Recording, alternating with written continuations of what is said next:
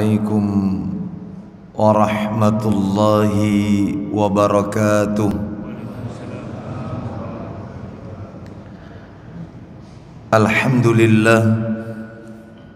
Alhamdulillahi hamdan katsiran tayyiban mubarakan fi kama yuhibbu rabbuna wa yarda.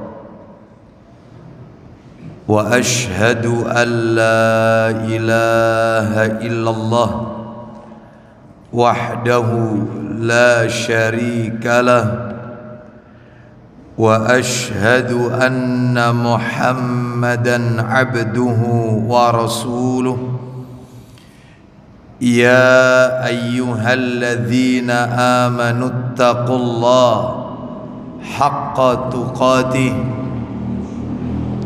wa la tamutunna illa wa antum muslimun. Amma ba'du, fa inna asdaqal hadisi kitabullah wa khairal hadi hadi Muhammadin sallallahu alaihi wasallam wa syarral umuri muhdatsatuha wa kulla muhdatsatin bid'ah wa kulla bid'atin dhalalah wa kulla dhalalatin finnar. Ikhwan wa akhawati fillah, bapak-bapak, ibu-ibu, kaum muslimin dan muslimah, jamaah salat subuh Masjid Ulil Albab yang semoga dimuliakan oleh Allah Subhanahu wa ta'ala, kepada segenap pengurus yayasan dan takmir Masjid Ulil Albab yang semoga dirahmati oleh Allah Subhanahu wa ta'ala. Puji dan syukur senantiasa kita panjatkan kepada Allah Tabaraka wa ta'ala atas segala karunia nikmat yang telah Allah berikan kepada kita, baik itu nikmat iman, nikmat Islam, nikmat diberikannya kita hidayah taufik, sehingga kita mampu membedakan mana yang ma'ruf, mana yang mungkar, mana yang hak, mana yang batil, mana itu tauhid, mana itu syirik. Semuanya itu adalah karena hidayah dari Allah Azza wa Jalla. Bahkan kita tidak akan pernah mampu melaksanakan ibadah solat subuh berjamaah di pagi hari ini kecuali semua itu juga karena hidayah yang Allah berikan kepada kita semua. Allah yang menggerakkan hati kita, Allah yang menggerakkan langkah kaki kita untuk bisa hadir di masjid ini menunaikan ibadah solat subuh secara berjamaah. Semoga Allah Subhanahu wa ta'ala selalu melimpahkan kepada kita nikmat-nikmatnya, dan kita dijadikan oleh Allah hamba yang pandai bersyukur atas nikmat yang Allah berikan kepada kita. Allah Subhanahu wa ta'ala berfirman, "Wa ma bikum min ni'matin faminallah." Dan nikmat apa saja yang ada pada dirimu itu semua datangnya dari Allah Subhanahu wa ta'ala. Bahkan di dalam ayat yang lain Allah berfirman, "Wa in ta'uddu ni'matallahi la tuksuha." Dan jika kamu menghitung-hitung nikmat Allah, maka tentu kalian tidak akan pernah mampu, tidak akan pernah bisa untuk menghitung-hitungnya, karena terlalu banyak yang Allah berikan kepada kita. Semoga Allah Subhanahu wa ta'ala menjadikan kita hamba-hamba yang syakirin, pandai bersyukur atas apa yang Allah limpahkan kepada kita. Bapak ibu kaum muslimin dan muslimah rahimani wa rahimakumullah, pagi hari ini kajian kita adalah insidentil, sehingga tema yang akan kami angkat adalah tema yang sifatnya tematik. Maka topik yang akan kita angkat ke permukaan pagi hari ini adalah sikap orang tua kepada anaknya, sikap ortu kepada anaknya. Bapak Ibu rahimani wa rahimakumullah, sebagaimana kita ketahui bersama bahwasannya anak adalah amanah yang Allah Subhanahu wa ta'ala titipkan kepada kedua orang tua. Maka sebagai orang tua wajib dan bertanggung jawab untuk menjalankan amanah ini dengan baik. Bahkan di dalam Al-Quranul Karim, Allah Subhanahu wa ta'ala dan juga Rasulnya Sallallahu Alaihi Wasallam di dalam hadis-hadisnya yang sahih memberikan ancaman kepada mereka para orang tua yang tidak menjalankan dengan baik amanah yang sudah Allah berikan ini, yaitu dengan ancaman yang sangat keras, ancaman neraka. Allah Subhanahu wa ta'ala berfirman di dalam Al-Quranul Karim, misalnya kita bisa lihat, yaitu di surat yang ke-8 surat Al-Anfal, ayatnya ayat yang ke-27. Allah Ta'ala berfirman, surat Al-Anfal ayatnya ayat yang ke-27. Ya ayyuhalladzina amanu la takhunu Allah war rasul wa takhunu amanatikum wa antum ta'lamun. Allah Subhanahu wa ta'ala berfirman, silakan. Hai orang-orang yang beriman, janganlah kamu mengkhianati Allah dan Rasul. Janganlah kalian mengkhianati Allah dan Rasul. Poinnya. Dan juga janganlah kamu mengkhianati amanah-amanah yang dipercayakan kepadamu. Dan janganlah kalian mengkhianati amanah-amanah yang dipercayakan kepadamu. Sedangkan kamu mengetahui. Nah, salah satu bentuk amanah yang Allah berikan kepada kita adalah seorang anak.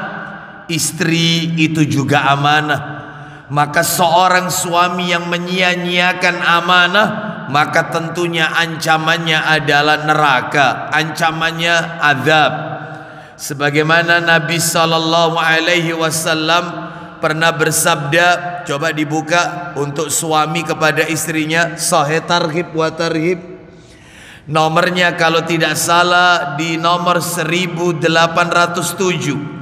Dalam Sahih Targhib wa Tarhib 1807, dari Maimun Al-Qurdi, dari bapaknya radhiyallahu an, dia berkata, Rasulullah sallallahu alaihi wasallam bersabda, ada ya? Dari mana itu hadisnya? Nah, silakan dibaca. Dari Maimun Al-Qurdi, dari ayahnya radhiyallahu anhu, ia berkata, ya, saya telah mendengar Rasulullah SAW bersabda, ayyuma rajulin tazawwaja imra'atan ala ma qalla minal mahri aw katsura. Silakan. Lelaki mana saja yang menikahi seorang perempuan dengan mahar yang ditunda atau sedikit atau banyak. Stop. Lelaki mana saja yang menikahi seorang wanita, baik itu dengan mahar yang sedikit ataupun maharnya banyak, laisa fi nafsihi an yu'addiya ilaiha haqqaha khada'aha. Silakan.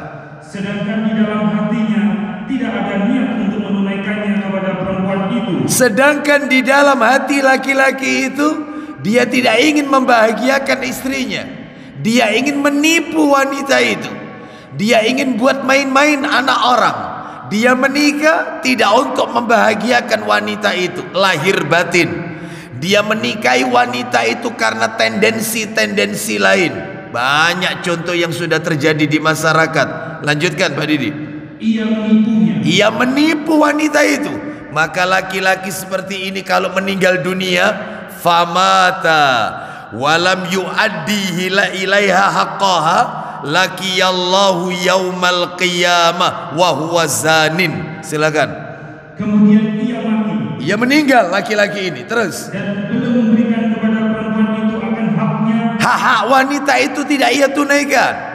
Sebagai seorang suami dia tidak menjalankan kewajiban. Dia tidak menyenangkan, membahagiakan istrinya. Lalu dia meninggal, maka niscaya ia menghadap kepada Allah pada hari kiamat kelak sebagai pezina. Sebagai matinya mati pezina, kata Allah, kata Rasulullah. Dianggap pezina ini. Besar amanah ini. Istri itu amanah, apalagi anak amanah. Maka ancamannya berat kalau tidak menjalankan amanah dengan baik. Kita lihat lagi dalil yang lain. Kalau ini orang tua kepada anak, kalau tadi suami kepada istri, karena istri itu amanah.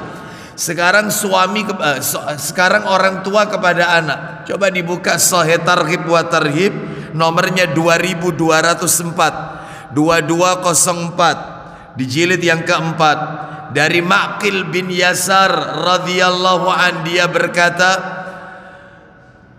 aku mendengar Rasulullah sallallahu alaihi wasallam bersabda. Ya, silakan 2204. Ayo. Dari Ma'qil bin Yasar radhiyallahu an, ia menuturkan, ya, saya telah mendengar Rasulullah SAW bersabda, ma min 'abdin yastar'ihi Allahu azza wa jal ra'iyatan yamutu yauma yamutu wa huwa ghashun ra'iyatahu. Silakan.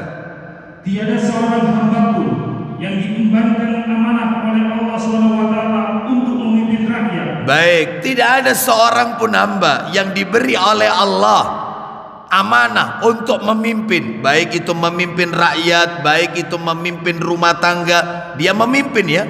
Yang dimaksud di sini memimpin. Lanjut teruskan. Yang mati pada hari kematiannya dalam keadaan berbuat curang terhadap rakyatnya, dan Allah Ta'ala mengharamkan surga atasnya. Baik, lalu ia mati dan pada hari kematiannya dalam keadaan ia mengkhianati amanah tersebut. Itu sebenarnya terjemahan yang benar. Illa haramallahu ta'ala alaihil jannah, Allah akan haramkan baginya masuk surga. Ya, Allah akan haramkan baginya, Allah akan haramkan surga baginya.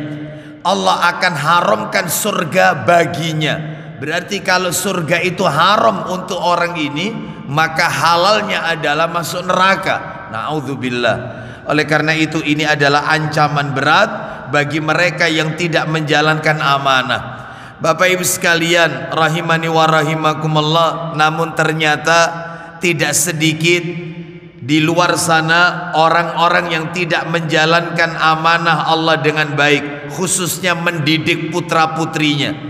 Masih banyak di luar sana orang-orang yang pinter buat anak tapi tidak pinter didik anak. Banyak. Anaknya banyak, pinter buat anak, tapi nggak pintar dia untuk mendidik anak-anaknya. Oleh karena itu maka izinkan kami pada kesempatan pagi hari ini saya akan menyampaikan sikap ortu kepada anaknya yang sesuai sunnah Nabi sallallahu alaihi wasallam. Bapak Ibu sekalian, rahimani wa rahimakumullah, kalau kita lihat total di dalam ayat-ayat Quran dan hadis-hadis Nabi sallallahu alaihi wasallam, tugas orang tua kepada anaknya itu ya totalnya ada 13 kewajiban orang tua kepada anak. Kalau sudah orang tua sudah yaitu menjalankan 13 ini, maka selesai tugasnya. Ya, maka selesai tugasnya. Ya. Bapak Ibu sekalian, rahimani wa rahimakumullah. Apa saja 13 tugas orang tua kepada anaknya? Di antara yang disebutkan oleh para alim ulama adalah, yaitu yang pertama, jadi ini tugas orang tua kepada anaknya mulai anak itu ada di dalam kandungan, ya, sampai anak itu besar, baligh, sesuai syariat yang dibawa oleh Rasulullah sallallahu alaihi wasallam. Apa saja itu? Yang pertama, disunnahkan bagi orang tua yaitu memperbanyak mendoakan anaknya, memperbanyak mendoakan anak. Jadi bagi para orang tua sering atau selalu doakan anak-anak kita. Ini tugas yang pertama ini orang tua. Doakan anak-anak kita. Jangan sampai yang keluar di lisan orang tua itu adalah kata-kata kotor, jelek, vonis jelek. Kamu nakal, kamu kurang ajar sama mama. Ya, ini nggak boleh. Ini bagian dari doa, nggak boleh. Kenapa? Karena ternyata disebutkan di dalam hadis riwayat Al-Baihaqi, yaitu di dalam sunannya, dan disahihkan oleh Syekh Albani rahimahullah dalam silsilah hadis sahih, bersumber dari sahabat Anas bin Malik radhiyallahu an, dia berkata, Nabi sallallahu alaihi wasallam bersabda, salasu da'awatin la turaddu. Ada 3 doa yang tidak tertolak. 3 orang yang doanya tidak mungkin ditolak oleh Allah Azza wa Jalla. Berarti mustajab ini. Yang pertama, da'watul walid, doanya orang tua kepada anaknya. Loh. Yang kedua, wa da'watus shaim, doanya orang yang berpuasa. Nah ini ya, doanya orang yang berpuasa. Lalu kemudian yang ketiga, wa da'watul musafir, doanya musafir. Makanya Bapak Ibu sekalian, kita sebagai orang tua perbanyak doa. Dan apalagi ditambah kita lagi puasa, doanya orang berpuasa ini mustajab. Bahkan dalam riwayat yang lain ada 3 doa yang tidak mungkin ditolak oleh Allah. Nabi mengatakan yang pertama al-imamul adil, doanya pemimpin yang adil. Yang kedua wasaimu hina yuftir, doanya orang yang berpuasa menjelang berbuka. Doanya orang yang berpuasa menjelang berbuka itu mustajab. Yang ketiga wa da'watul madlum, doanya orang yang teraniaya. Makanya kita mumpung lagi saum puasa perbanyak doa, terutama untuk anak-anak kita. Terus yang berikutnya wa da'watul musafir, doanya musafir juga mustajab. Makanya kita kalau bepergian jauh, safar, perbanyak doa kepada Allah Azza wa Jalla. Di dalam riwayat yang lain, coba dibuka Tirmidzi-nya yang sudah di-download saja, Tirmidzi nomor 1905 di mana bersumber ya Rasulullah sallallahu alaihi wasallam bersabda, salasu da'awatin mustajabatun la syakka fihinna. Silakan. 1905. Ya, 1905. Ya, silakan. Dari Abu Hurairah radhiyallahu anhu, ia berkata, ya, Rasulullah SAW bersabda, isinya 3 doa yang mustajab tanpa ada keraguan. Baik, 3 doa mustajab, tidak diragukan, pasti dikabulkan. Siapa itu? 1, doa orang yang teraniaya. Wa da'watul madlum, doanya orang yang terzalimi. Yang kedua, doa orang yang musafir. Wa da'watul musafir. Yang terakhir, dan doa orang tua untuk anaknya. Wa da'watul walidi ala waladihi, doanya orang tua kepada anaknya. Ini menunjukkan kepada kita Bapak Ibu sekalian pentingnya orang tua mendoakan anaknya. Dan di dalam Al-Quran banyak ayat-ayat yang bertebaran doa orang tua kepada anaknya. Makanya dihafalkan Bapak Ibu.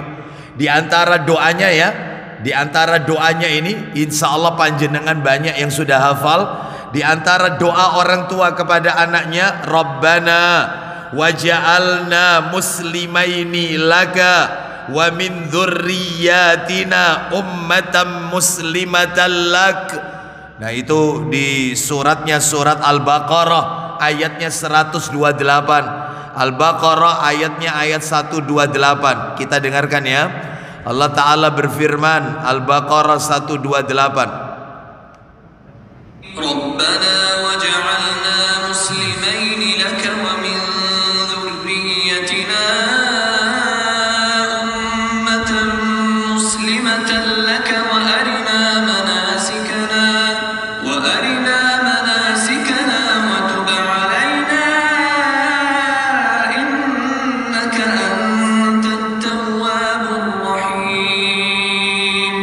Silakan.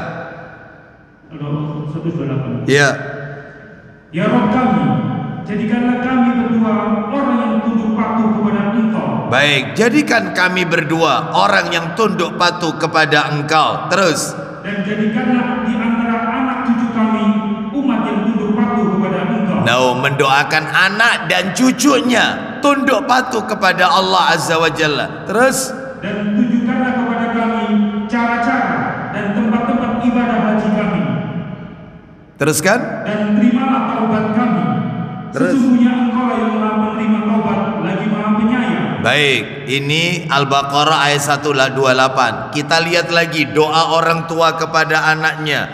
Allah berfirman surat Ibrahim ayat 40, surat nomor 14 ayat 40. Rabbi ja'alni muqimas salati wa min dhurriyyati Rabbana wa taqabbal du'a. Silakan. Ya Rabbu, jadikanlah aku dan anak cucuku orang-orang yang tetap mendirikan sholat. Mendoakan yaitu dirinya, orang tuanya, ya. Terus kemudian anak cucunya menjadi orang-orang yang ahli sholat, yang tetap mendirikan sholat. Terus, ya Rabb kami, perkenankanlah doaku. ini penting Bapak Ibu sekalian. Orang tua mendoakan anaknya agar anaknya menjadi orang-orang yang tetap menegakkan sholat. Ini penting. Lalu kemudian kita lihat lagi doa yang lain. Lumayan agak panjang ini. Surat nomor 46 Al-Ahqaf. Surat 46 Al-Ahqaf ayatnya ayat 15. Allah Ta'ala berfirman surat 46 ayatnya 15. Doanya nanti ada di tengah-tengah. Allah Ta'ala berfirman, Wa wassayna al-insana biwalidayhi ihsana hamalathu ummuhu kurhan wa wada'athu kurhan wa hamluhu wa fisaluhu 30 shahran hatta idza balagha ashuddahu wa balagha 40 sanatan قال رب أوزعني أن أشكر نعمتك التي أنعمت علي وعلى والدي وأن أعمل صالحا ترضاه وأصلح لي في ذريتي إني تبت إليك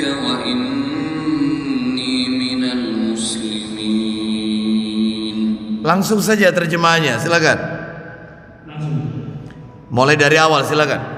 Kami perintahkan kepada manusia supaya berbuat baik kepada dua orang ibu bapaknya. Baik.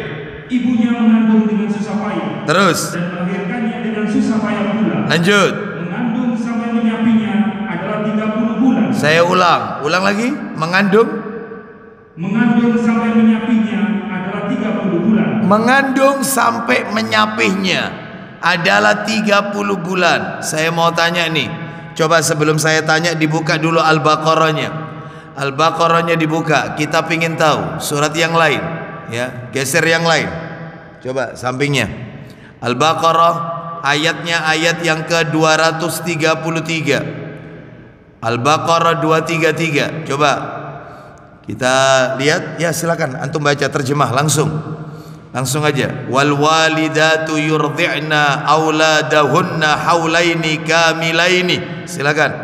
Para ibu hendaklah menyusukan anak-anaknya selama 2 tahun penuh. Ulang lagi, para ibu hendaklah menyusukan anak-anaknya selama 2 tahun penuh. 2 tahun penuh. 2 tahun itu berapa bulan Bapak Ibu? 24 bulan. Taib. Terus lanjutkan. Yaitu bagi yang ingin menyempurnakan penyusuan. Stop, sampai di situ dulu. Kita pegang. Menyusui 24 bulan. Wanita hamil normal 9 bulan. Berapa kalau dijumlah? Mengandung sampai menyusui 9 bulan ditambah 24. Berapa total? 33. Kok bisa Pak Didi bilang 30? Ulang lagi. Al-Aqaf ayat 15. Ulang lagi. Nah, menarik ini. Silakan, ayo. Mengandung sampai menyapainya adalah 30 bulan. Mengandung sampai menyapai 30 bulan. Anda hitung tadi 33. 9 bulan mengandung ditambah 2 tahun, 24 bulan, 33. Bapak Ibu sekalian, di dalam ayat ini surat Al-Ahqaf ayat 15, Allah hendak mengajarkan kepada kita akan munculnya bayi-bayi prematur. Sebelum dokter tahu tentang prematur, Quran sudah bicara. Canggih Quran ini, lebih canggih dari dokter.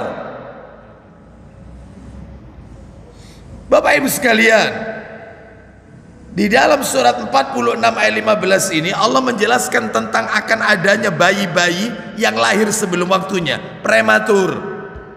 Sebelum ada istilah prematur, Quran sudah memberitahukan kepada kita. Masya Allah, hebat Quran ini, luar biasa. Bapak Ibu sekalian, mohon maaf ini, terutama ibu-ibu yang punya pengalaman hamil, ya. Kalau saya kan tidak punya pengalaman.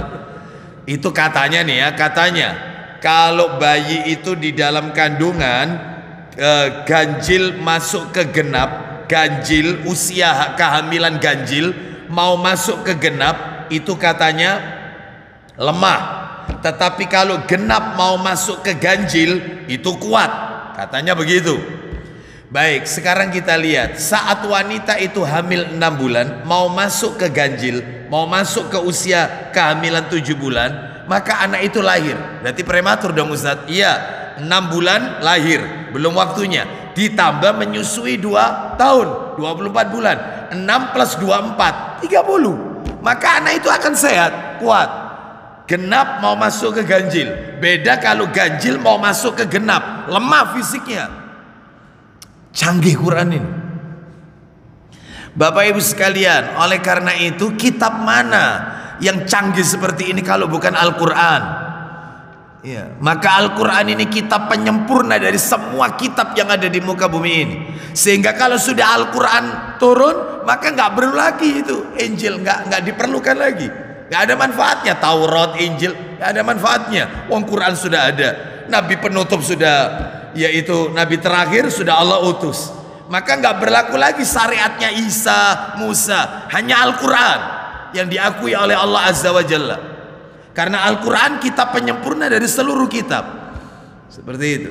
Oleh karena itu, maka ini menunjukkan kepada kita bahwasannya kita wajib yaitu berbakti kepada kedua orang tua kita, terutama ibu kita yang telah mengandung kita, melahirkan dan menyusui. Makanya betul kalau Nabi mengatakan ketika ditanya siapa yang aku dahulukan dalam baktiku kepada orang tua, ibumu. Siapa lagi wahai Rasulullah? Ibumu. Siapa lagi wahai Rasulullah? Ibumu. Kenapa ibu disebutkan 3 kali baru kemudian bapak? Karena ada 3 hal yang kita tidak mampu, laki-laki tidak mampu, yaitu melakukannya. Yang pertama mengandung, yang kedua melahirkan, yang ketiga menyusui. Ibumu mengandung, ibumu lagi melahirkan, ibumu lagi menyusui.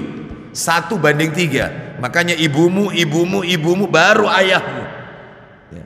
Makanya semua terjemahan dalam Quran, mohon maaf ini, semua terjemahan dalam Al-Quran, panjenengan perhatikan, tidak ada kata-kata dalam Al-Quran itu, tidak ada berbaktilah kepada kedua orang tua bapak dan ibu, nggak ada. Selalu begini, berbaktilah kepada kedua orang tua ibu dan bapak. Ibu didulukan baru bapak.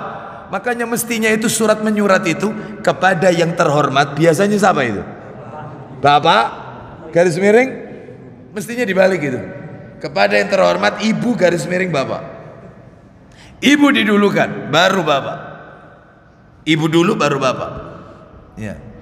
Itu. Tapi kadang-kadang saya juga kadang-kadang mendahulukan bapak. Ya. Bapak-bapak, ibu-ibu sekalian rahimani, mestinya ibu-ibu, bapak-bapak rahimani wa rahimakumullah. Ya. Mulai sekarang dibalik saja ya. Baik. Ibu-ibu, bapak-bapak rahimani wa rahimakumullah. Nah, ya. Lalu bagaimana isi doanya tadi? Ayo lanjutkan, langsung aja Pak Didi, langsung doanya. Ya Robku, silakan. Sehingga apabila telah dewasa dan umurnya sampai 40 tahun, nah terus ia berdoa. Ya. Ya Robku, ya Robku, tunjukilah aku untuk mensyukuri nikmat-Mu yang Terus. Dan kepada ibu bapakku. Nah, ibu bapakku. Nggak ada kata-kata bapak ibuku, nggak ada. Semua ayat di Quran terjemahnya ibu dulu baru bapak. Terus lanjut. Dan supaya aku dapat berbuat amal yang soleh yang engkau ridhoi. Terus. Berilah kebaikan kepadaku dengan memberi kebaikan kepada anak cucuku. Duh, mendoakan dirinya dan anak keturunannya. Lanjut. Sesungguhnya aku bertobat kepadamu dan sesungguhnya aku termasuk orang-orang yang berserah diri. Baik, kita lanjutkan dalil yang lain, doa untuk orang tua kepada anaknya. Tolong doa-doa ini dihafalkan ya. Kita lihat lagi surat nomor 37. Surat nomor 37 As-Saffat. As-Saffat ayatnya ayat 100. Saya yakin panjenengan hafal semua doa ini. Allah Subhanahu wa taala berfirman, As-Saffat ayat 100, surat 37 ayat 100. Rabbi habli minas salihin. Hafal doanya? Silakan. Ayo dibaca. Rabbi habli minas salihin. Ya Rabbu, anugerahkanlah kepadaku seorang anak yang termasuk orang-orang yang saleh. Nah, termasuk orang-orang saleh. Begitu juga doa, dan insya Allah ini juga banyak yang hafal, yaitu doa di dalam surat Al-Furqan, surat nomor 25. Surat nomor 25 ayat 74. Ayat 74 Allah berfirman, وَالَّذِينَ يَقُولُونَ رَبَّنَا هَبْ لَنَا مِنْ أَزْوَاجِنَا وَذُرِّيَّاتِنَا قُرَّةَ أَعْيُنٍ وَاجْعَلْنَا لِلْمُتَّقِينَ إِمَامًا. silakan. Dan orang-orang yang berkata, Ya Rabb kami. Ya Rabb kami, anugerahkan kepada kami istri-istri kami. Bukan, pasangan kami. Karena doa ini juga untuk ibu-ibu juga, bukan hanya untuk bapak-bapak. Yang benar itu pasangan kami, bukan istri-istri kami. Lanjut, ulang lagi. Ya Rabb kami. Ya Rabb kami, anugerahkan kepada kami pasangan-pasangan kami. Ya. Dan keturunan kami. Terus. Sebagai penyenang hati kami. Nah, seperti itu. Lanjut. Dan jadikanlah kami imam bagi orang-orang yang bertakwa. Baik. Sekarang kita lanjutkan yang nomor 2. Tugas orang tua kepada anaknya yang nomor 2. Jadi yang nomor 1, doakan kebaikan untuk anak-anak kita. Jangan pernah mendoakan kejelekan, apalagi suka nyumpai anak. Jadi kalau ada orang tua suka berkata kepada anaknya, mama ndak ridho. Oh jangan suka mengucapkan gini, papa ndak ridho kalau sampai kamu. Jangan. Akhirnya anak ini gak diridhoi oleh Allah Azza wa Jalla. Karena ridhollah fi ridhol walid wa sukhtullah fi sukhtil walid. Ridhonya Allah bergantung ridhonya orang tua. Murka Allah bergantung murka orang tua. Apalagi sampai nyumpai. Mandar kon yo. Ini yang kayak begini nih. Terus gak nurut sama mama. Mudah-mudahan. Loh ini gak, jangan. Iya. Yang bagus saja yang keluar. Iya. Apalagi kata-kata vonis, kamu nakal, kurang ajar, beti, ya nakal terus. Karena yang keluar dari lisan orang tua ini doa. Maka ucapkan yang baik. Kalau anak nakal, maka panggil saja, lalu kemudian sampaikan kepadanya, doakan mama sabar naknya, dan kau tak doakan jadi anak yang soleh nak. Iya. Mudah-mudahan kau jadi anak sing soleh nak. Iya. Panggil namanya. Misalnya kalau kepingin anak kita menjadi seorang ustadz, panggil ustadz. Itu bagian dari doa. Insya Allah jadi ustadz. Ya, insya Allah jadi ustadz. Sebagaimana yaitu kalau kita lihat imam-imam ya dan seterusnya, yaitu dengan doa orang tuanya maka dia menjadi orang-orang yang soleh, menjadi imam-imam sholat yang bagus. Oleh karena itu jangan sampai kita meniru seperti kisahnya Jurej. Bapak ibu tahu kisahnya Jurej? Jurej adalah seorang pemuda yang saleh, yang taat beribadah kepada Allah Azza wa Jalla. Satu saat, cerita ini di dalam hadis riwayat Bukhari Muslim, itu disebutkan bahwasanya ketika dia lagi sholat, ibunya datang. Lalu ibunya memanggil putranya, Jurej. Maka Jurej berkata dalam hatinya, ya Allah, sholatku atau ibuku? Aku teruskan sholatku atau aku penuhi panggilan ibuku? Ternyata Jurej lebih memilih meneruskan sholat. Padahal sholat sunnah, bukan sholat fardu ini, sholat sunnah. Maka ibunya berkata, ya Allah, jangan pernah kau matikan anakku kecuali sebelum dia terkena fitnahnya wanita pelacur. Fitnah wanita pelacur. Doa jelek ibunya Jurayj, doa jelek. Karena dia tidak terima anaknya tidak memenuhi panggilannya, maka ibunya pergi. Maka setelah selesai sholat dikabulkan sama Allah. Datang seorang wanita pelacur yang dia menawarkan dirinya, wahai Jurayj, berzinalah engkau denganku. Kata Jurayj, haram, dosa besar, keluar kau. Ya. Maka kemudian wanita ini berzina dengan laki-laki lain, akhirnya hamil. Dan wanita ini berkata, ini bayinya Jurayj. Maka Jurayj pun dicaci maki, bahkan tempat peribadatannya dirobohkan. Dia pun disakiti oleh banyak orang. Ngaku rajin ibadah, ahli ibadah, ternyata maksiat. Akhirnya kata Jurayj, akan aku tunggu sampai bayi itu lahir. Begitu bayi itu lahir, maka kemudian Jurayj menyuruh agar bayi itu dihadapkan kepada dia. Setelah dia gendong bayi itu, lalu jari telunjuknya Jurayj ditusukkan ke dalam, yaitu perut sang bayi. Sambil Jurayj berkata, hei bayi, katakan, siapa sebenarnya bapakmu? Katakan. Maka bayi ini berkata dengan izin Allah Azza wa Jalla. Jadi ada bayi-bayi yang masih kecil lahir itu bisa bicara, termasuk Isa alaihissalam. Nabi Isa itu lahir langsung berdakwah, langsung dia menyuruh amar ma'ruf nahi munkar. Itu ada dalam Al-Quran surat Ali Imran. Lahir ngomong Nabi Isa. Ini juga begitu, siapa bapakmu? Maka dia mengatakan Fulan bin Fulan. Maka semua orang pada tahu kalau Jurayj bukan bapak dari anak ini. Maka semua orang minta maaf kepada Jurayj dan ingin membangunkan tempat peribadatannya dengan tempat yang cukup megah. Tapi Jurayj tidak mau, minta dibangunkan secara sederhana, dan beliau beribadah dan wafat saat beribadah. Ini menunjukkan kepada kita, jangan suka nyumpai anak, jangan suka mendoakan jelek anak. Ya, apalagi kalau sudah ibunya berkata, mama haramkan air susunya mama. Oh, tidak boleh, jangan ya Allah. Kasihan anak ini, kasihan. Kedepannya itu kasihan anak ini. Apalagi sampai berkata, kau nih gak nurut sampai papa mbak mama tidak ridho. Oh, enggak, jangan. Bapak Ibu sekalian rahimani wa rahimakumullah. Ini yang pertama tadi ya. Yang kedua sekarang belum saya sentuh ini. Yang kedua, tugas orang tua kepada anak adalah jangan pernah melakukan perbuatan-perbuatan yang mengarah kepada syirik, mengajarkan anak kepada kesirikan. Jangan pernah mengajarkan anak-anak kita mulai dari dalam kandungan sampai anak itu lahir perbuatan-perbuatan syirik. Jangan. Mana dalilnya? Ayo dibuka Quran surat nomor 31 Luqman. Quran surat nomor 31 Luqman, ayatnya ayat yang ke-13. Ayatnya 13, Allah Ta'ala berfirman, surat 31 ayat 13. وَإِذْ قَالَ لُقْمَانُ لِابْنِهِ وَهُوَ يَعِظُهُ يَا بُنَيَّ لَا تُشْرِكْ بِاللَّهِ إِنَّ الشِّرْكَ لَظُلْمٌ عَظِيمٌ. Silakan. Dan ingatlah ketika Luqman berkata kepada anaknya. Luqman bukan nabi. Luqman bukan nabi. Luqman seorang laki-laki yang saleh. Namun namanya tercantum sebagai nama surat di dalam Al-Quran. Nah, lanjut. Di waktu ia memberi pelajaran kepadanya. Apa itu pelajaran yang disampaikan sang ayah kepada anak-anaknya? Silakan. Hai anakku, janganlah kamu mempersekutukan Allah. Loh, jangan berbuat syirik. Kenapa? Sesungguhnya mempersekutukan Allah adalah benar-benar kezaliman yang besar. Nah, Bapak Ibu sekalian, jadi jangan pernah orang tua mengajarkan kesirikan atau cabang-cabang syirik.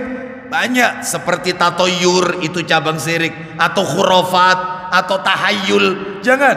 Contohnya Ustadz, kalau di masyarakat kita, banyak orang tua justru menanamkan perbuatan syirik mulai anak dalam kandungan sampai anak itu lahir. Di antara contohnya nih ya, Bapak Ibu sekalian, sadar tidak sadar orang tuanya sudah menanamkan syirik, atau tatoyur, cabangnya syirik, atau khurafat, atau tahayul. Di antaranya ini, yaitu wanita hamil ya, supaya tidak diganggu syaitan, nyimpen peniti, nyimpen gunting. Ini nyimpen gunting, nyimpen peniti supaya tidak diganggu syaitan. Ada lagi, wanita kalau hamil tidak boleh membunuh hewan. Ya, ini sekalipun hewan itu berbahaya bagi dirinya, maka tidak boleh, dikhawatirkan nanti anaknya cacat. Wanita hamil tidak boleh lihat orang jelek. Ya. Kalau lihat orang yang tidak sempurna, biasanya perutnya dipegang sambil ngucapin apa itu? Amit amit jabang bayi. Itu kalau dengar orangnya marah atau tidak? Ya marah lah. Karena nggak ada kaitannya, ini khurafat. Tahayul, tatoyur. Contoh lagi, wanita hamil, mohon maaf ini ya, yaitu tidak boleh lihat orang mati. Wanita hamil tidak boleh lihat orang mati karena dikhawatirkan bayi yang ada dalam kandungannya nanti sawanan. Nggak tahu apa ini sawanan ini. Banyak sekali. Wanita hamil, mohon maaf ini ya, mohon maaf, dibacain surat Yusuf sama surat Maryam. Tujuannya apa? Kalau lahir laki-laki supaya ganteng kayak Nabi Yusuf, kalau lahir perempuan supaya cantik seperti Maryam. Ya lihat bapak ibunya, semuanya faktor genetik. Meskipun mau dibacakan surat Yusuf 10 kali, ya lihat bapak ibunya. Kalau bapaknya itu ganteng, ibunya cantik, ya anaknya kurang lebih sekitar itulah. Tapi kalau bapaknya itu ibunya itu, ya anaknya itu, ya itu sudah. Makanya betul katanya Nabi, kalau nikahi wanita itu karena kecantikannya. Cari yang cantik, cari yang tampan. Itu untuk apa? Perbaikan keturunan. Ya, itu Bapak Ibu sekalian. Tapi itu tidak jaminan ya. Cantik wajah itu biasa, tapi cantik hati itu luar biasa. Bapak Ibu sekalian rahimani wa rahimakumullah. Jadi nggak perlu dilakukan ini, baca surat Yusuf, surat Maryam. Kenapa? Saya mau tanya, kenapa kok nggak dibacain surat Muhammad? Ada nggak di Quran surat Muhammad? Ada. Kenapa kok Yusuf dan Maryam? Nah itu. Kenapa kok tidak surat Muhammad? Bukankah Nabi kita ini tampan? Lu tampan lu, Nabi kita ini.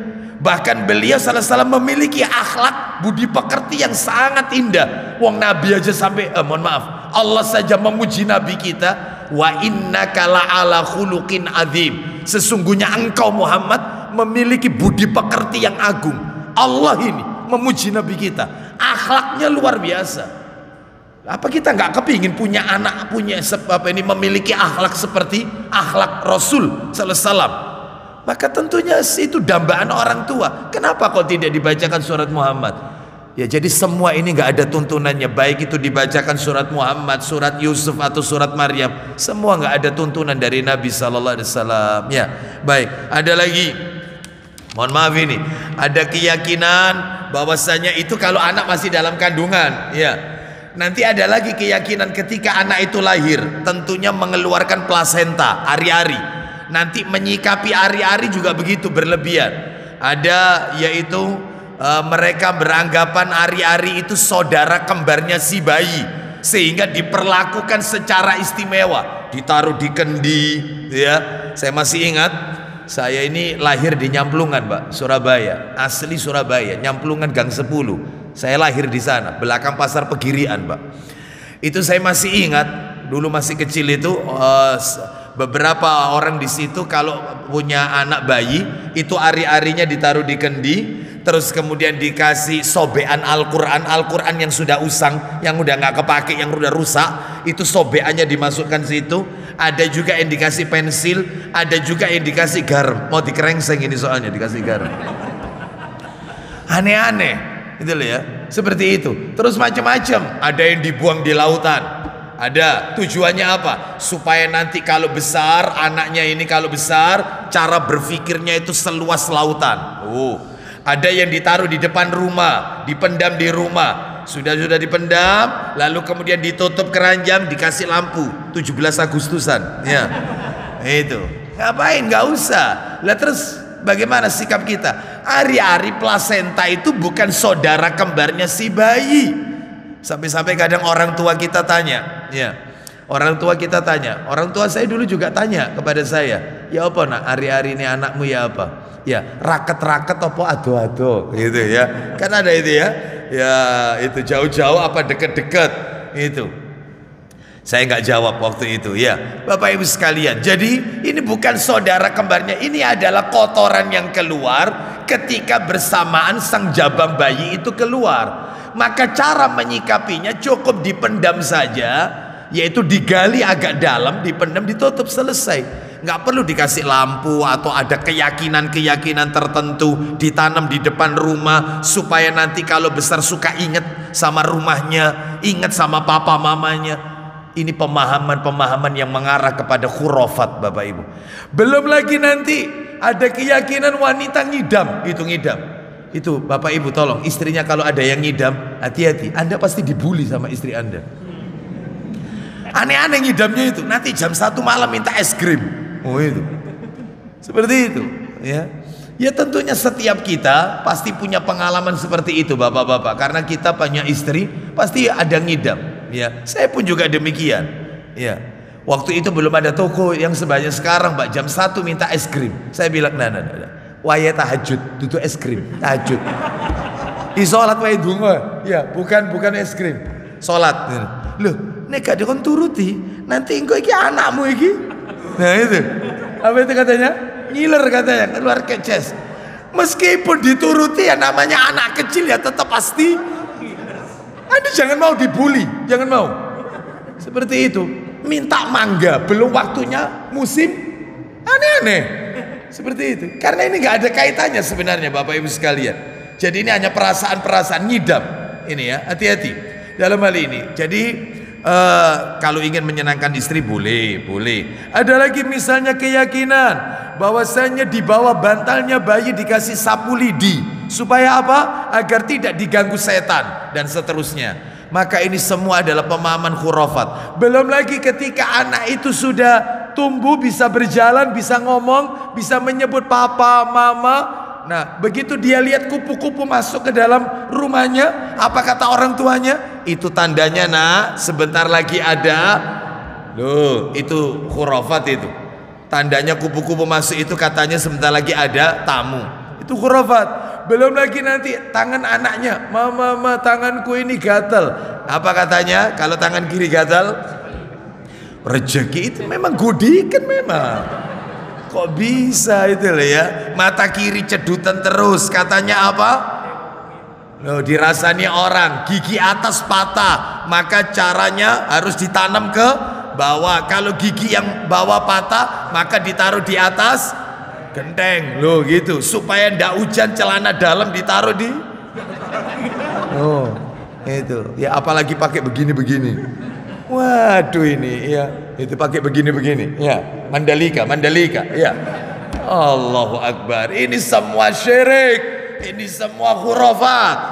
Ya, Allah tidak ajarkan seperti ini. Oleh karena itu, ayo hindarkan anak-anak kita dari perbuatan-perbuatan seperti ini, ya. Jadilah orang-orang tua yang selalu menanamkan tauhid.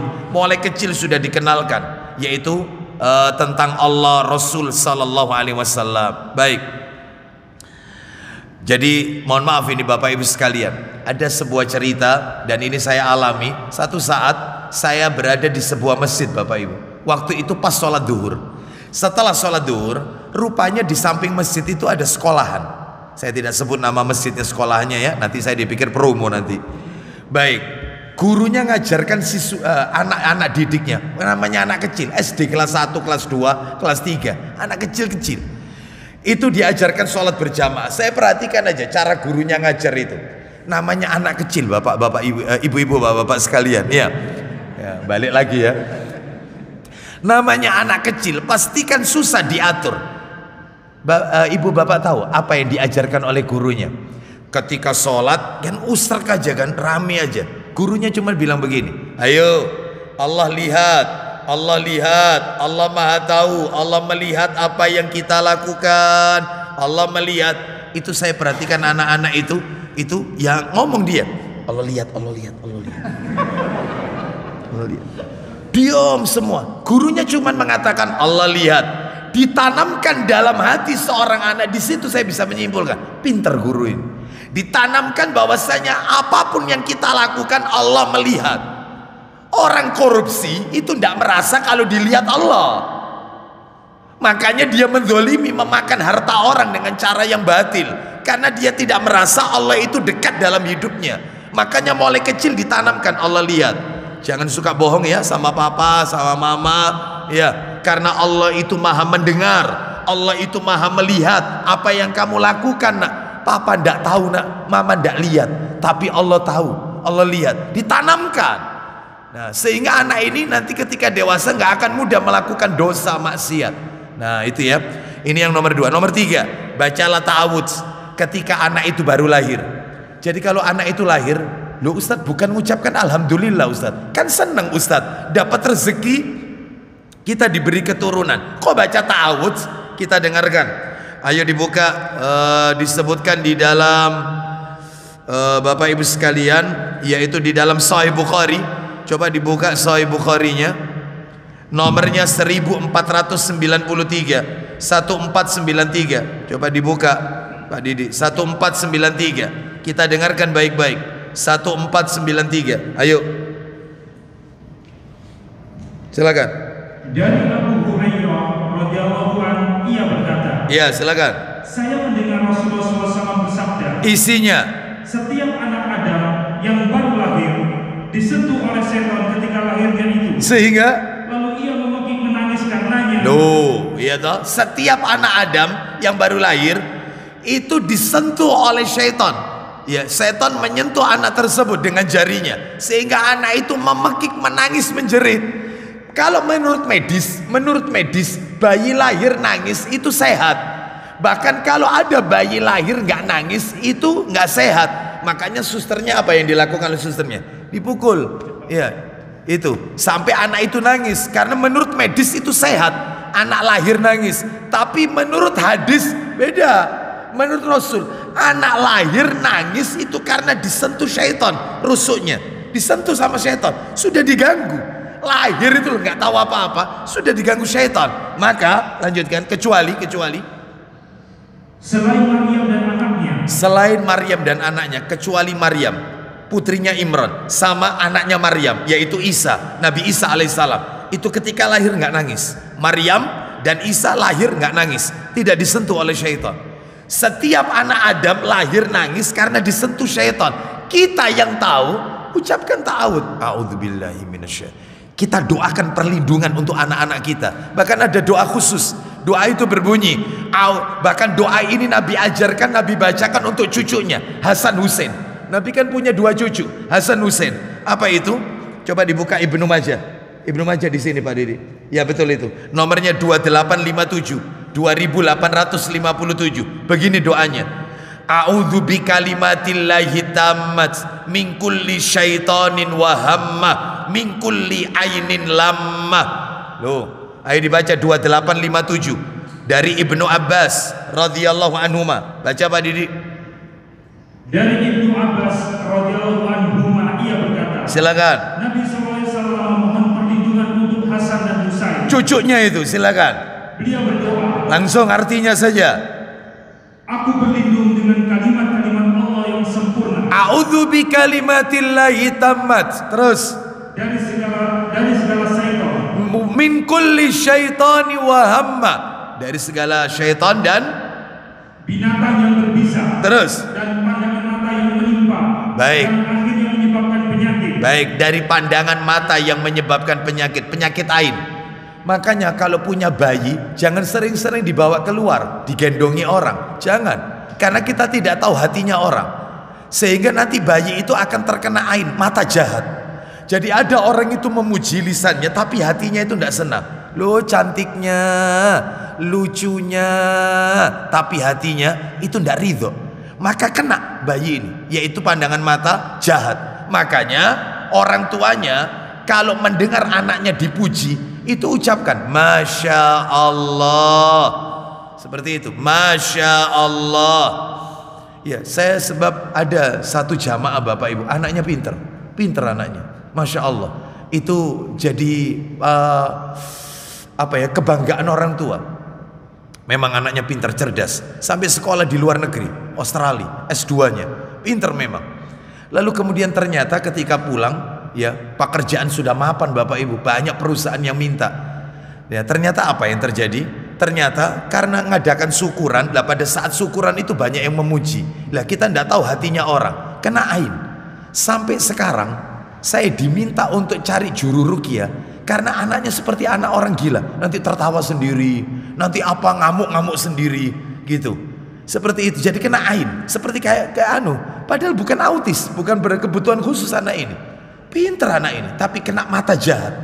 Oleh karena itu, Bapak Ibu sekalian, maka jangan sering-sering anak kita itu digendongi orang, ya, terus kemudian diajak keluar, jangan posting, ya betul, setuju saya, ya, saya diingatkan, alhamdulillah, jazakallah khair, posting di media sosial, sebab apa? Sebab itu bisa kena ain, ya, istri kita atau kita, keluarga kita, anak-anak kita memang lucu, tetapi itu bisa kena ain, mata jahat, hati-hati, ya, oleh karena itu maka lindungi anak-anak kita ini dari gangguan syaitan dan mata jahat. Teruskan, belum kelar tadi Ibnu Majahnya.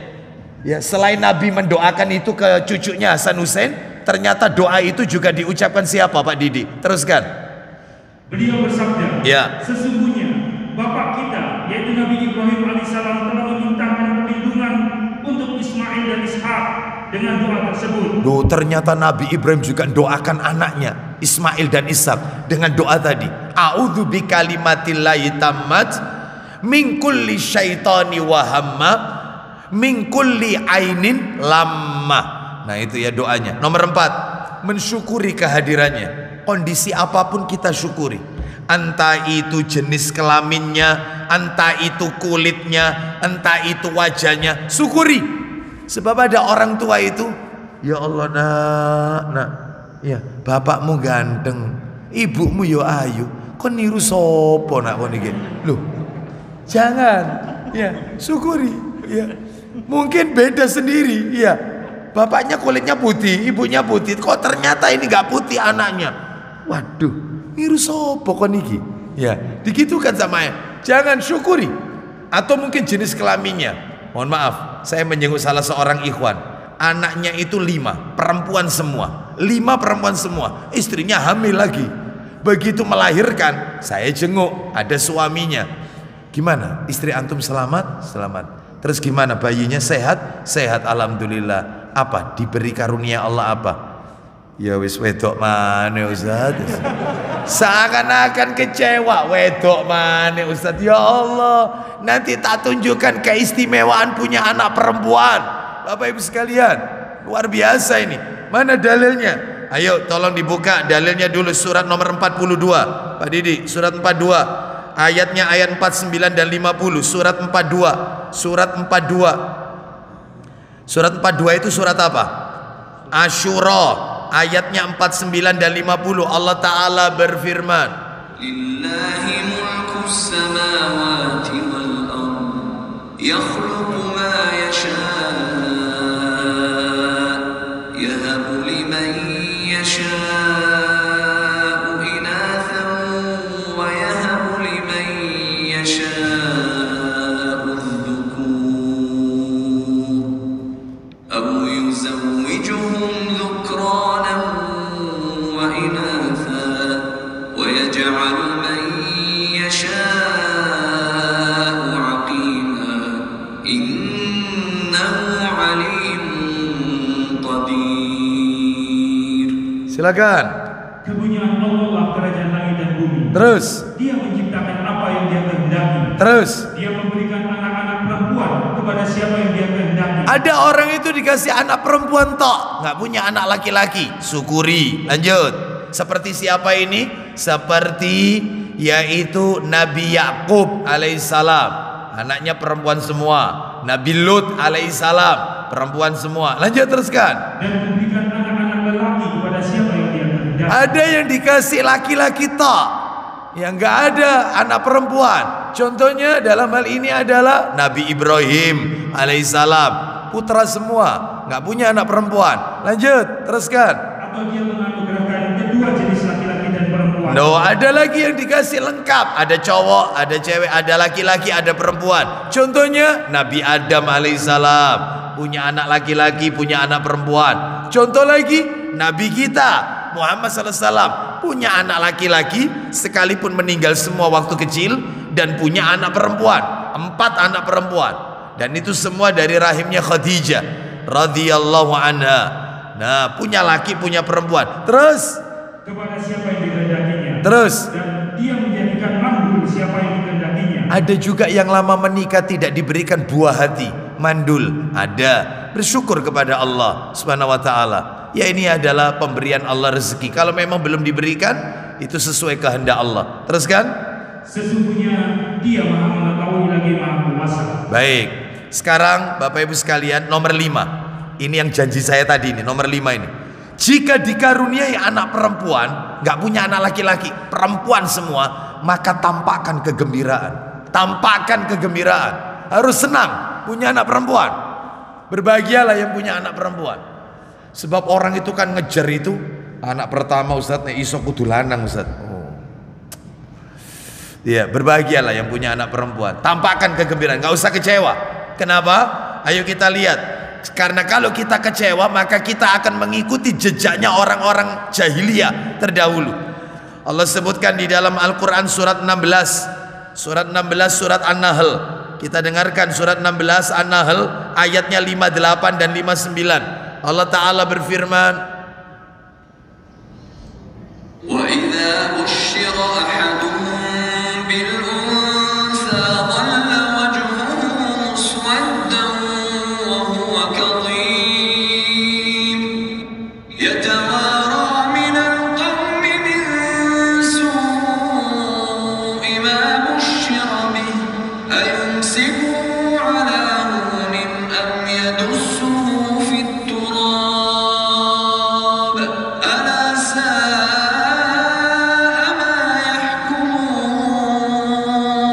silakan.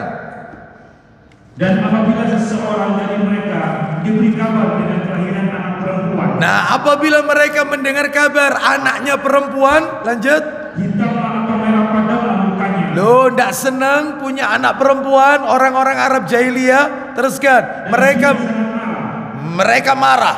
Mereka menganggap punya anak perempuan ini adalah aib. Terus lanjut, Ia menyembunyikan dirinya dari orang banyak. loh, malu. Iya, malu.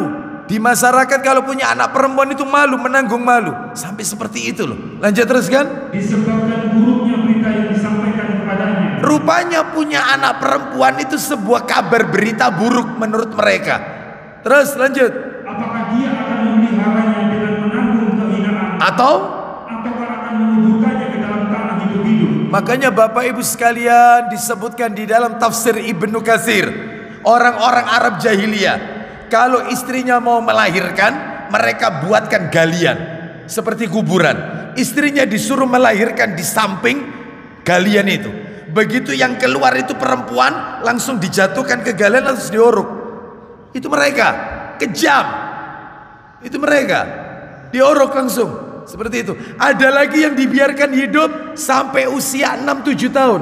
Lalu kemudian anak itu dihias oleh orang tuanya. Si ibu tahu kalau anaknya akan dibunuh oleh bapaknya, karena di sana ada tempat khusus sumur pembuangan anak perempuan. Lalu si anak itu diajak oleh bapaknya, si ibu melepaskan anak perempuannya. Sudah, menurut dia itu yang terakhir nak engkau ketemu sama ibu. Betul, anaknya suruh lihat ke dalam sumur itu, lalu didorong sama bapaknya dari belakang. Itulah Arab jahiliyah. Kalau tidak dikubur hidup-hidup, ya dibiarkan sampai usia 6 tahun dimasukkan ke sumur itu, dibunuh memang. Mereka menganggap aib punya anak perempuan. Rasul diutus. Begitu Rasul diutus, diangkat derajat wanita, diangkat, dimuliakan wanita. Contohnya kalau Islam memuliakan wanita, 1, nama surat dalam Al-Quran banyak yang bertebaran nama perempuan. Maryam, ya, terus kemudian Asia istrinya Fir'aun ada dalam Al-Quran. Seperti itu. Bahkan ada surat namanya surat An-Nisa, perempuan-perempuan. Loh, diangkat derajatnya oleh Allah. Yang kedua, apa kata Nabi? Tadi sudah kita dengarkan sikap suami kepada istri. Kalau tidak menjalankan kewajibannya, maka dia dianggap mati pezina. Loh, wanita dimuliakan. Belum lagi sekarang ini, saya akan bacakan. Disebutkan di dalam hadis, Bapak Ibu sekalian, coba apa ini, Ibnu Majah dibuka atau Sahih Targhib. Nggak apa-apa deh, Ibnu Majah jilid 3. 2974 2974. Ayo dibaca 2974. Man kunna lahu salasu banatin yu'wihinna wa yaghfuluhunna wa yarhamuhunna wa fi riwayati wa yuzawwijuhunna wajabat lahul jannatul battata. Silakan baca. Dari Uqbah bin Amir radhiyallahu anhu ia berkata, silakan. Aku mendengar Rasulullah SAW bersabda, isinya, barang siapa mempunyai 3 orang anak perempuan. Siapa yang punya 3 anak perempuan? Lanjut. Lalu ia dapat bersabar dalam mengurusi mereka. Dia sabar ngurusi anak perempuan, karena beda mendidik anak perempuan dengan mendidik anak laki-laki. Tingkat kehati-hatiannya lebih besar punya anak perempuan. Ya, dari auratnya, dari pergaulannya. Wah, ini luar biasa ini. Teruskan, lanjut. Memberi makan, ngasih makan, semua kebutuhan anak perempuan itu dicukupi. Terus minum dan pakaian kepada mereka. Bahkan dalam riwayat yang lain ditambahkan sampai menikahkan mereka, menjodohkan mereka dengan seorang laki-laki yang soleh.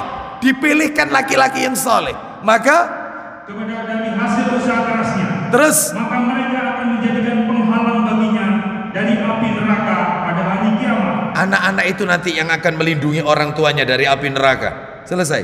Lanjutkan 2975. 2975 baca. Dari Ibnu Abbas radhiyallahu anhu ia berkata, silakan. Rasulullah SAW bersabda, isinya, tidaklah seorang lelaki memiliki 2 orang anak perempuan. Terus lalu ia berbuat baik kepada keduanya. Terus selama keduanya bersamanya atau ia bersama keduanya. Terus kecuali keduanya akan memasukkannya ke dalam surga. Bahkan dalam riwayat yang lain disebutkan, yaitu di dalam Sahih Targhib wa Tarhib. Ya, disebutkan dalam Sahih Targhib wa Tarhib itu dikatakan wajabat lahul jannatul batata. Orang tuanya wajib masuk surga. Sahabat bertanya, lah kalau punya 2 anak perempuan, kata Nabi sama. Lah kalau punya 1 anak perempuan sama. Asalkan dia cukupi kebutuhannya, dia sayangi, dan dia nikahkan, dipilihkan jodohnya yang terbaik. Orang tuanya wajib masuk surga. Istimewa punya anak perempuan. Lah kalau saya punya anak laki-laki, Ustaz, apa istimewanya? Oh, istimewa. Nanti kalau tak sebutkan yang punya anak perempuan iri nanti. Istimewa punya anak laki-laki. Gak usah dibahas ya. Insya Allah nanti lain kesempatan aja ya. Jadi kalau punya anak laki-laki itu Pak, kalau punya anak laki-laki itu Bu, Pak, itu dalam urusan dunia istimewa. Masalah warisan istimewa. Punya anak perempuan, tidak punya anak laki-laki. Orang tuanya meninggal, maka paman-pamannya dapat warisan semua itu. Paman, tante dapat semua warisan. Tapi kalau punya 1 aja anak laki-laki, paman sama tante gigit jari, nggak dapat warisan. Penghalangnya sudah ada, anak laki-laki istimewa. Makanya kata orang Arab, punya anak laki-laki itu modalnya balik, nggak kemana-mana. Hartanya orang tua nggak kemana-mana, kembali lagi ke dia. Tidak. Terus berikutnya, Bapak Ibu sekalian, punya anak laki-laki ini kata Nabi, anta wa maluka milku abi, kamu dan hartamu milik papa dan ibumu, orang tuamu, ibu dan ayah, milik orang tuamu. Sehingga anak laki-laki ini harus bakti kepada orang tuanya muabad, abadi. Baktinya saya dan bapak-bapak itu kepada orang tua kita itu abadi. Beda sama ibu-ibu yang ada di belakang. Baktinya wanita kepada papa mamanya itu muakkad sampai akad nikah. Ketika laki-laki itu mengucapkan qabiltu nikahaha wa taswijaha bil mahril madhkur, saya terima nikahnya, selesai. Maka hari itu juga wanita wajib bakti kepada suaminya. Surganya ibu-ibu di suaminya, sedangkan surganya bapak-bapak adalah kepada orang tua. Sehingga apabila berbenturan 2 kepentingan untuk seorang wanita, kepentingan suaminya dan kepentingan orang tuanya, dia wajib mendahulukan kepentingan suami, bukan orang tuanya. Makanya rugi kalau orang tua punya anak laki-laki nggak bakti sama papa-papanya. Kalau punya anak laki-laki lebih cinta sama istrinya daripada cinta sama orang tuanya, rugi besar. Karena syariatnya anak laki-laki harus mendahulukan papa mamanya. Lah kalau mertua Ustaz, apakah itu juga orang tua? Enggak. Orang tua bagi suami, orang tua bagi saya dan Anda bapak-bapak, itu karib kerabat, bukan masuk orang tua. Sehingga ketika seorang laki-laki, dia ketika ingin memberikan nafkahnya, dia wajib mendahulukan papa mamanya. Nanti mertua karena masuk kategori kerabat nanti terakhir, atau mungkin setelah istri atau yang berikutnya. Oh jadi begitu Ustaz ya? Iya. Lah wong anak saya itu Ustaz sama istrinya Ustaz, istrinya minta apa dituruti, ya minta keluar negeri ya dituruti. Saya itu loh tiap kali minta sama anak saya, nak konek duwe rezeki nak umroh no ibu nak, selalu dijanjing sabar bu ya iki umroh ditutup bu, sabar bu sabar. Tapi istrinya ke Turki berangkat, minta apa berangkat. Allahu Akbar. Padahal orang tua itu tidak minta banyak Pak sama kita ini laki-laki ini. Nah sikile ibu iki cekot-cekot nak ya awak ibu, padahal itu obatnya bukan dibawa ke dokter, diajak jalan-jalan, lihat yang bling-bling ya, ke mall-mall, diajak jalan-jalan, itu pulang ya Allah nak waras nak sikile ibu ini alhamdulillah sehat ibu nak, itu obatnya. Tapi anak laki-lakinya nggak pernah tahu itu ya, kasihan ya. Makanya rugi kalau punya anak laki-laki nggak bakti sama orang tuanya, karena posisinya itu adalah abadi ya itu. Oleh karena itu maka ini perlu diperhatikan Bapak Ibu sekalian. Karena waktunya ini ya saya tutup sampai nomor 6 saja.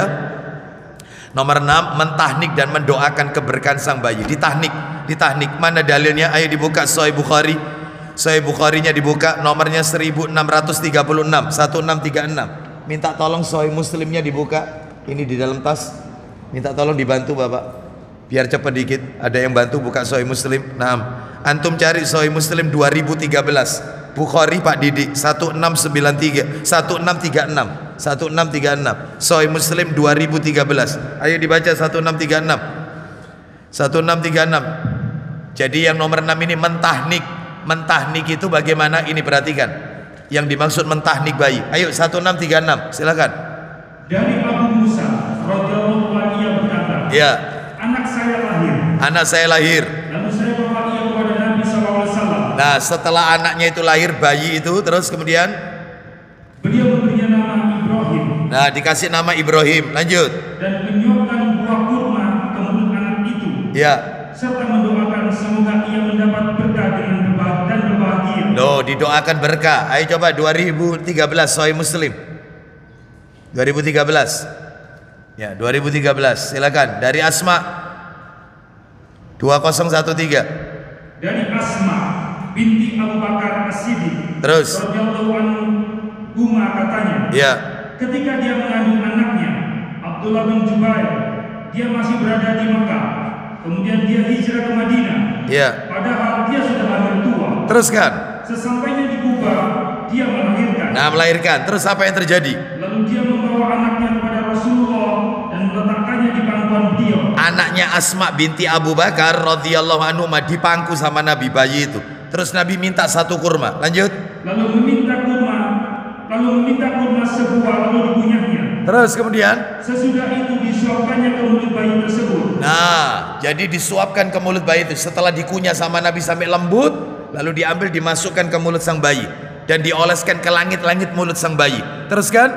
Itulah makanan yang pertama-tama masuk ke mulut bayi itu. Jadi sebelum ASI itu kurma dulu. Sebelum ASI, kurma yang sudah dilembutkan, yaitu yang sudah dilembutkan terus kemudian dimasukkan. Orang tuanya saja yang memakannya terus sampai lembut betul, baru dimasukkan, dioles-oleskan ke langit-langitnya. Manfaatnya besar itu. Itu namanya mentahnik bayi. Mentahnik bayi. Konon kabarnya ada salah satu rumah sakit di Surabaya ini, saya tidak sebut ya. Itu katanya kalau ada orang yang melahirkan, wanita yang melahirkan, maka sudah disiapin sama dokter sama susternya, yaitu kurma. Karena memang sudah ngaji, dokternya ngaji, sudah tahu mentahnik.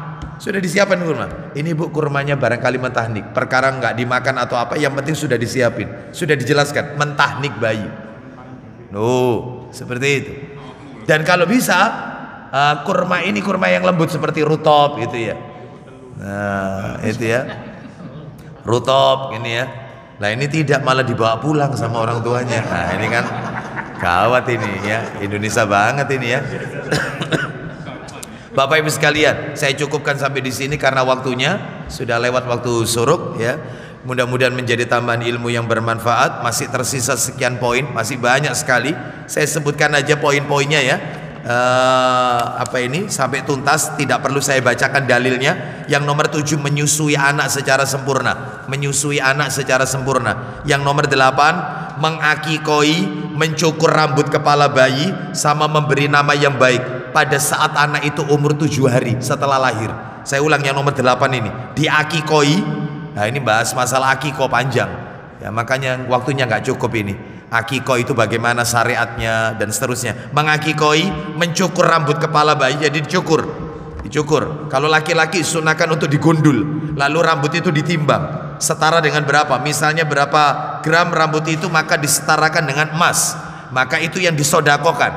Nah, seperti itu, mengakikoi rambut kepala bayi, terus memberi nama yang baik untuk anak itu, dikasih nama yang baik. Kapan ini dilakukan? 7 hari setelah anak itu lahir. Nomor 9, mengkhitan. Khitan.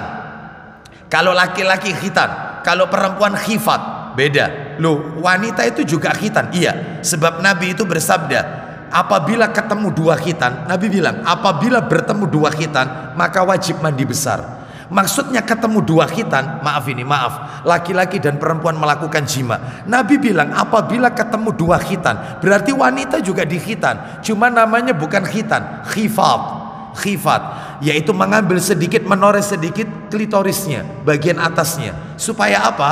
Supaya dalam hal ini untuk meredakan hawa nafsunya. Makanya lihat orang-orang kafir, maaf ini Bapak Ibu, saya minta maaf yang sebesar-besar. Lihat orang-orang kafir yang mereka tidak melakukan ini Bapak Ibu sekalian, nafsu mereka melakukan zina di jalan-jalan ya, gonta-ganti pasangan, seperti itu tuh wajar menurut mereka. Lah kita Islam ada aturan mainnya. Lah kalau sudah terlanjur belum dikhitan, Ustadz bagaimana? Ya sudah, ini kalau waktu kecil aja, sekarang ya ndak usah dikhitan ya, ndak perlu. Kalau laki-laki, Ustadz umur berapa laki-laki itu dikhitan? Nah ini dibedakan. Katanya Ibnu Qayyim Al-Jauziyah menukil dari perkataan gurunya yaitu Ibnu Taimiyah rahimahullah. Perhatikan Bapak Ibu, Nabi Ibrahim, syariatnya khitam itu mulai Nabi Ibrahim. Syariat khitan mulai Nabi Ibrahim alaihissalam. Semua nabi-nabi setelah Ibrahim itu khitan. Sebelum Nabi Ibrahim tidak khitan. Syariat pertama khitan itu Nabi Ibrahim alaihissalam. Nabi Ibrahim itu dikhitan usia 80 tahun. 80 tahun Nabi Ibrahim itu khitan. Syariatnya itu pada waktu itu syariat turun. Dan pada waktu itu Nabi Ibrahim khitan menggunakan dengan kapak. Nah, nggak usah dibayangkan. Ya sudah, diimani saja ya. Dan dengan kapak. Nah, Nabi Ibrahim mengkhitan anak-anaknya. Lihat ini, lihat. Ismail dengan Ishak. Ini dibedakan. Kalau Ishak, mohon maaf, Ismail dulu yang lahir ya. Ismail itu dikhitan ketika menjelang akil balik. Mau balik. Ya usia 12-13 tahun. Mau balik. Sedangkan kalau Ishak lahir 7 hari, pokoknya lahir bayi langsung dikhitan. Maka katanya Ibnu Taimiyah, berlakulah syariat sejak saat itu untuk anak-anak keturunan berikutnya, sehingga mereka Nasrani, Kristen, Yahudi yang punya kitab Injil dan Taurat itu kalau diurut ke atas ketemu Isa dan Musa, maka mereka mestinya lahir bayi itu khitan, ngikuti syariat sebelumnya. Ketemunya ke Ishak soalnya. Lah kalau Nabi kita Muhammad itu ditarik lurus ke atas, Muhammad bin Abdullah bin Abdul Muthalib bin ketemunya Ismail, bukan Ishak, Ismail. Maka syariat Nabi Muhammad berlakulah untuk kita, yaitu anak-anak kita sampai sebatas baliklah. Boleh 12-13 tahun boleh, nggak harus bayi. Lah kalau anak saya dulu Ustaz bayi lahir tak khitan, nggak apa-apa, boleh. Ini hanya menunjukkan kedudukannya. Jadi kalau mereka orang-orang Nasrani sampai tua ndak khitan, berarti menyelisih ajaran daripada nabinya. Menyelisih sudah, karena syariatnya itu bermula di sini Nabi Ibrahim alaihissalam. Bisa dipahami Bapak Ibu sekalian ya. Baik, jadi ini khitan. Nomor 10, memulai mengajari dengan tauhid. Tadi sudah. 11, menanamkan kecintaan kepada anak perempuan terhadap jilbab. Mulai kecil diajari jilbaban. Mulai kecil dikasih busana muslimah yang syar'i. Mulai kecil. Nomor 12, memilihkan lingkungan yang terbaik untuk anak keturunannya. Sebagaimana Nabi Ibrahim meninggalkan istri dan anak-anaknya di dekat Ka'bah akan dibangun di situ. Berarti Nabi Ibrahim sudah menjadi seorang ayat teladan yang baik, memilihkan lingkungan yang baik. Padahal waktu itu nggak ada air, nggak ada pohon, tempat berteduh dan seterusnya. Tapi lingkungan terbaik, cikal bakalnya Ka'bah dibangun di situ. Masya Allah. Ya, pilihkan lingkungan yang terbaik untuk anak-anak kita. Terakhir 13, haram menasabkan anak kepada orang lain. Haram menasabkan anak kepada orang lain. Jadi nggak boleh bin atau bintinya diikutkan selain bapaknya. Ya seperti yang terjadi sekarang ini, wanita-wanita yang dinikahi kadang-kadang di belakang namanya itu bukan nama bapaknya tapi nama suami. Haram itu hukumnya, nggak boleh. Misalnya nih, saya pakai nama kakek nenek saya saja ya. Misalnya laki-lakinya namanya Hasan, perempuan itu namanya Farida. Maka ketika menikah, maka di belakangnya Farida itu nama suami, Farida Hasan. Itu nggak boleh. Terus di masyarakat biasanya dipanggil Bu Hasan. Nah itu Bu Hasan, Bu Agus, ya, Bu Bambang, Bu Gatot, ya, Bu Didi, ya, itu, ini ya, itu ya, ummu itu yang betul, ummu, ya. Maka dalam hal ini nggak boleh, ya. Maka di belakang nama wanita itu harus mencantumkan nama orang tuanya. Wallahu a'lam bishawab. Demikian apa yang bisa kami sampaikan. Semoga menjadi tambahan ilmu yang bermanfaat. Mudah-mudahan Allah meridhai semua amal ibadah kita. Kita akhiri. Wassallallahu ala nabiyyina wa ala alihi washabihi wasallam. Subhanakallahumma wa bihamdika asyhadu an la ilaha illa anta astaghfiruka wa atubu ilaik. Wa akhiru da'wana anil hamdulillahi rabbil alamin. Assalamualaikum warahmatullahi wabarakatuh.